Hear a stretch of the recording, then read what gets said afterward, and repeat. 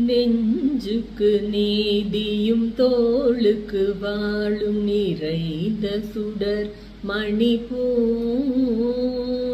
பஞ்சுக்கு நேர் பல துன்பங்களாம் இவள் பார்வைக்கு நேர் பெருந்தீ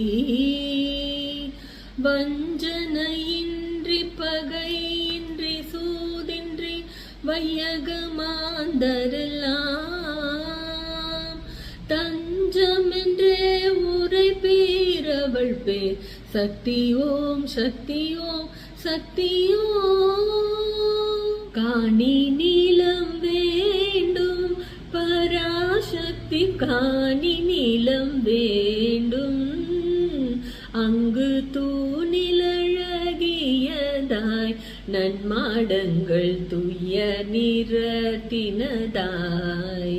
அந்த காணி நிலத்திடையே ஓர் மாளிகை கட்டித்தர வேணும் அங்கு கேணி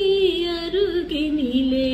தென்னை மர கீற்றும் இளநீரும்